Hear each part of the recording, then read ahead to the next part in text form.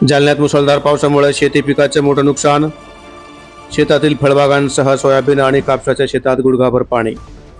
तात्काळ पंचनामे करून नुकसान भरपाईची शेतकऱ्यांची मागणी। जिल्ह्यातल्या काही महसूल मंडळात अतिवृष्टी। जालन्यात मुसळधार पावसामुळे शेती पिकाचे मोठे नुकसान झाले आहे। मध्यरात्रीपासून पहाटेपर्यंत जिल्ह्यात ढगफुटीत सदृश्य पाऊस पडलाय, त्यामुळे अनेक महसूल मंडळातील शेती पिकांचं मोठं नुकसान झालं आहे।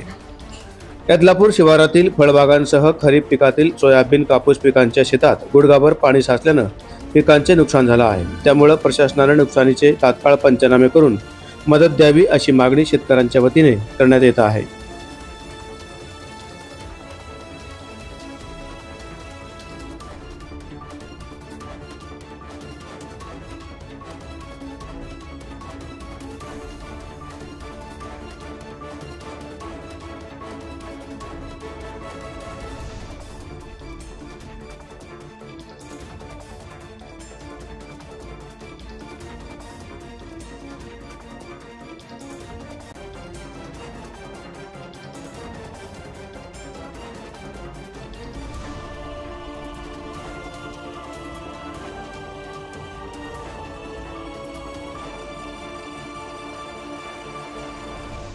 दादा मला सांगा की तुमचं किती एकर क्षेत्र आहे आणि काय काय तुमचं नुकसान झालेलं आहे?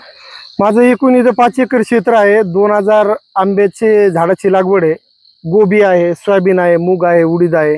अक्षरशः पावसाखाली हे मातीमोल झालेले। आम्ही रात्रीचे 2 वाजल्यापासून पाऊस उघडायची वाट बघतोय आणि सकाळी आम्ही सगळे शेतकरी इथं बघण्यासाठी आलो, तर अक्षरशः सगळं पाण्यामध्ये उद्ध्वस्त झालेले। मायबाप शासनानं तात्काळ पंचनामे करून आम्हाला नुकसान भरपाई द्यावी ही अपेक्षा आहे शासनाकडून। काय नाव तुमचं? माझं नाव गजानन तुकाराम जाधव।